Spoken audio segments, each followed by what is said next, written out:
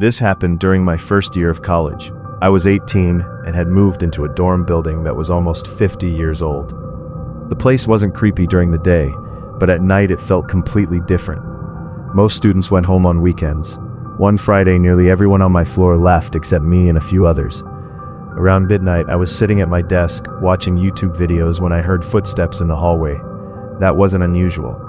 What was unusual was how slow they were. One step, a pause, another step, a pause.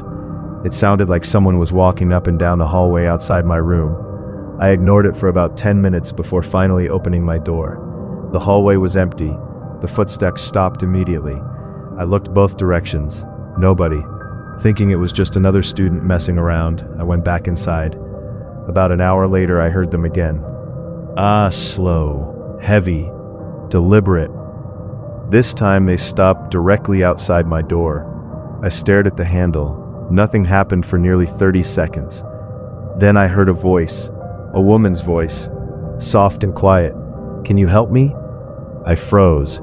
It was nearly 2 a.m. Nobody should have been wandering the dorm asking for help. The voice came again. "Please." For some reason, something felt wrong. Not scary, wrong. The voice sounded emotionless, like someone pretending to sound distressed. I didn't answer. After a few seconds, the footsteps moved away. The next morning, I asked the resident assistant if anyone had reported problems during the night. He shook his head. Then he asked why. When I explained what happened, he looked confused. "Nobody lives across from you," he said. I laughed. "What do you mean?" He pointed down the hallway. "The rooms across from yours are storage rooms." I didn't think much of it until later that night. Around 1 a.m., I heard the footsteps again. Back and forth, back and forth. I looked through the peephole. Nothing. The hallway was empty. Yet the footsteps continued. I could hear them clearly. Then they stopped outside my door. My stomach tightened. The same voice spoke. "Open the door." This time it wasn't asking for help. It sounded impatient, almost annoyed. I backed away from the door. A few seconds passed. Then someone knocked. 3 slow knocks. Knock, knock, knock. The voice returned. "I know you're in there." Every hair on my arm stood up. I grabbed my phone and called my friend who lived on another floor. While we were talking, I heard something scrape against my door, like fingernails. My friend told me to look through the peephole. I slowly stepped forward. The hallway was still empty, but there was one thing I hadn't noticed before. The storage room directly across from mine was slightly open, just a crack. Then, very slowly, the door opened wider. A dark figure stood inside, watching my room. I jumped back. The figure didn't move. It just stood there, half hidden by darkness. I immediately called campus security.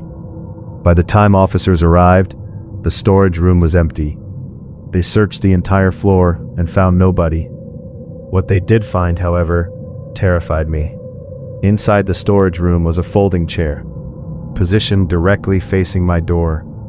On the floor beside it were empty water bottles, food wrappers, and a blanket. Someone had been living in that room, watching the hallway, watching my room. Campus security reviewed building cameras. The footage showed a former maintenance worker entering the building several nights earlier, using an old access card. He had apparently been hiding in unused rooms after being fired months before. The police arrested him 2 days later. During questioning, he admitted that he enjoyed standing outside occupied dorm rooms at night and speaking through doors, trying to get students to open them. I moved out at the end of that semester. To this day, I still think about something the police told me afterward. The maintenance worker claimed he never used a woman's voice. According to him, he always spoke in his normal voice. But I know what I heard outside my door, and it definitely wasn't a man's voice.